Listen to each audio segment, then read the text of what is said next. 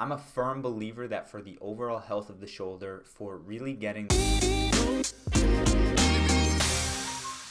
What's up everybody, Schuyler Diehm here, men's fitness coach, and today we are going to be diving into what I believe to be the 5 most important exercises for beginners to do when they step in the gym. Now, I am very intentional about choosing these 5 things. A lot of other videos are going to give you the standard of the barbell bench press, the barbell overhead press, barbell squat, everything like that, but we're going to dive into a couple exercises that are a little bit different, and through that, obviously, I'm going to explain why. So if you're a beginner in the gym, it really is important to work on the fundamentals, like really start from the beginning. And if you dive in and you work on just muscling weight and not really worrying about form, just worrying about getting the rep done, there's a chance that you're not going to make the gains that you want, and there's also a chance that you're going to injure yourself. And so this is a really important conversation for us to have, because if you step in the gym and you're just doing the standard stuff and you're doing what everyone else is doing and you're not being intentional, you're going to waste a lot of your time and your energy. And so in this video, we're going to talk about 5 specific exercises. I'm going to briefly break down the form and then allow you to basically go out there and make the decision to use these in your workouts. So exercise number 1 is the staple, and this is the dumbbell bench press. Now, most people would say that when you start at the gym, the barbell bench press is one of the best things you can do for your chest. I'm a firm believer that for the overall health of the shoulder, for really getting the form right, and then of course to allow each arm to work separately or each side of the chest to work separately, that dumbbells are really important. Now with the dumbbell bench press, all you're going to do is you're going to get back on the bench, you're going to stay tight, so make sure you retract your scapulas. It's kind of like actively pushing your shoulders down, like an opposite shrug, right? A shrug, you bring your shoulders up to your ears. When you're retracting your scapula, you're kind of just pushing your shoulders down. And when you're in that position, you want to bring the dumbbells down toward your chest. Now, 2 very important things here is that you want your forearms to be straight up and down, so you don't want them curved in, you don't want them curved out. And then you don't want to be bringing your elbows out at 90 degrees because that's going to put a lot of stress on your shoulder. And so with there, you're really going to bring them more towards 45. And if you get that spacing right, you're going to allow a lot of good pressure on your chest, and you can obviously work on controlling that weight and pushing it up. Exercise number 2 is going to be the dumbbell shoulder press. Now with dumbbell shoulder press, I'm actually going to recommend standing here. I'm not going to recommend sitting, because with sitting, it can be very easy to kind of contort your body in a way that forces you to muscle the weight up instead of actually using your shoulders.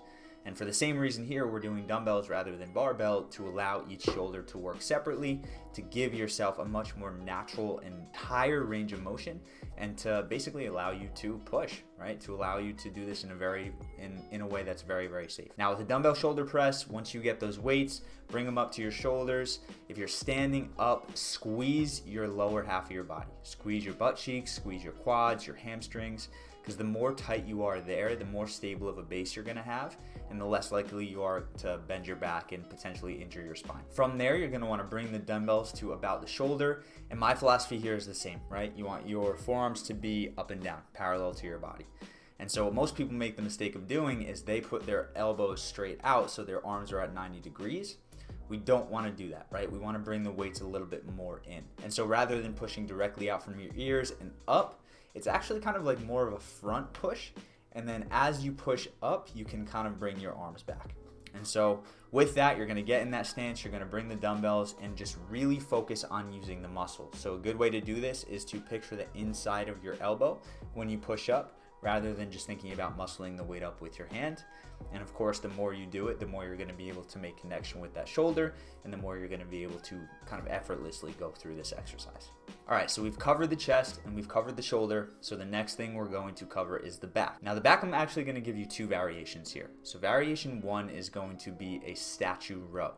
Now, this is something that you definitely want to work your way up to, because you're not supporting your chest. You're not using your arms to support your back, and so your spine is going to take a heavy amount of that load. And so especially when you're starting with this, you want to make sure that you are using a weight that you can fully control, that is not being muscled up, but something that you can really stay tight in your core with and fully control up and down. And so with the statue row, all you're going to do is you're going to grab 2 dumbbells. You're going to lower and hinge your body so your spine is slightly above parallel to the floor. So you don't want to be at that perfectly straight angle. You want to angle it up just a little bit. And from there, you're gonna pull your back and retract your scapula, and then you're gonna drive your elbows up. Now you can keep your palms facing towards the floor here, or you can actually turn your palms in so they're facing each other when you hold the dumbbell. I would play around to see what works best with your back. It's gonna work different parts of the back, but of course, as you tap in and as you get that mind-muscle connection, this is gonna be an awesome option here. And if you are starting and you do wanna use weights, but you don't wanna put your spine in that vulnerable position, a single arm dumbbell row is gonna work great, which is basically just using some sort of support, right? So whether it's on a bench, whether you're putting your hands on a weight rack, something that allows you to support your body so that you can focus more on pulling the back and pulling the arm up and the elbow up to contract that one back muscle at a time. So obviously that's gonna be a one-armed exercise, and you're gonna do one at a time rather than doing both at once. Other variation here for back is going to be chin-ups.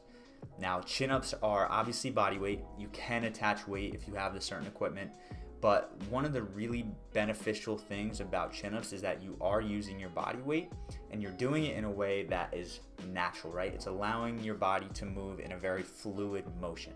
And so you're not overloading with weights, you're just using your body, which it's really hard to injure yourself if you're using proper form with your body. And so the best thing you could do here is you can grip the bar.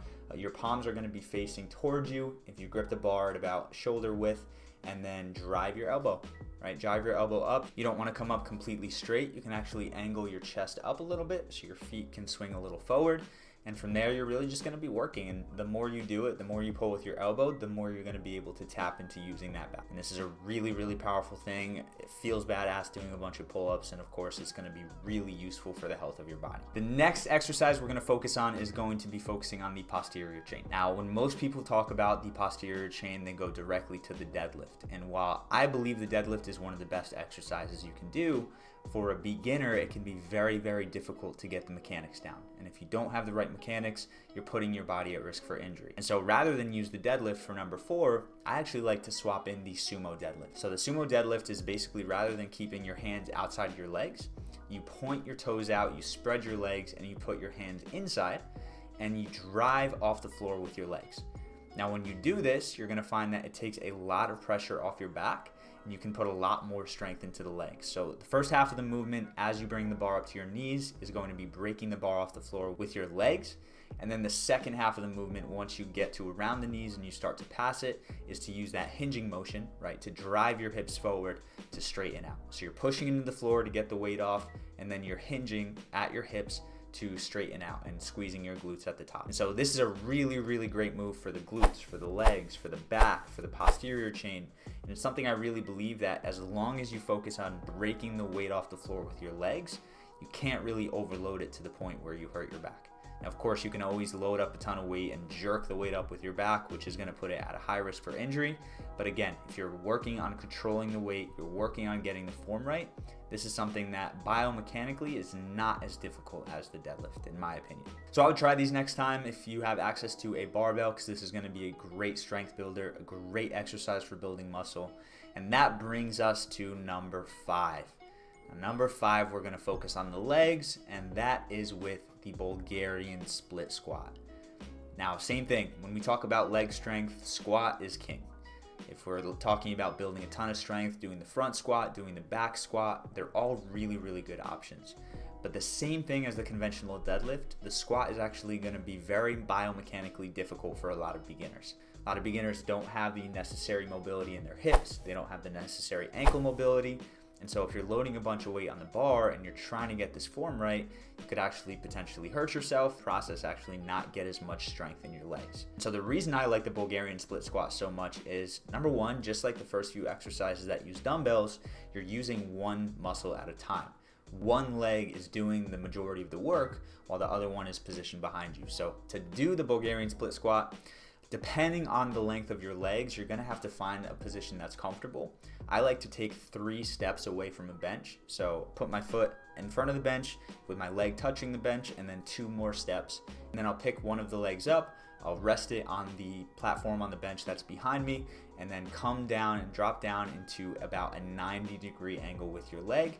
and in the process you're going to find you lean forward a little bit, and that's totally okay. And so again, based on the length of your legs, you're going to have to find that foot positioning, but all you're going to be doing is dropping down to about 90 degrees with your front leg and then pushing into the floor and driving up. So this is going to work your glutes very, very well, and then also your quads and of course your hamstrings. And so like I said, biomechanically, this one's gonna be a lot easier, and you can't really load a ton of weight that's gonna destroy your joints and potentially put you at risk for injury. This is a exercise that is very, very simple to follow. And of course, when you get that form right, it's good to go. And at the same time, because you're using one leg at a time, you're allowing for more growth, you're allowing for more stability, more symmetry. It's basically an exercise that's going to kick your ass and make you feel incredible. So those are the 5 exercises. We've got the dumbbell bench press, we've got the dumbbell shoulder press, we've got the statue row or the pull-up, the sumo deadlift, and the Bulgarian split squat. So if you're a beginner and you're working on losing weight and you're struggling with your fitness, make sure to go in the link of the description of this video to find a guide that we put together on the simple strategies that we use to help our clients see incredible results with their fitness. So this is going to use fasting, weight training, and mindfulness, and this guide breaks down exactly why it's so effective. So check that out. But besides that, I'm curious, if you leave me a comment, what exercise did I miss here? Right? If you could add one to the list, maybe one of your favorites, maybe something that you believe is really effective, what would you include in there? But with that being said, make sure to like this video if you got something out of it. Make sure to subscribe to the channel and turn the bell on. And of course, as always, make sure to eat smart, move more, sleep deep, and be grateful for this moment. I'll see you in the next video.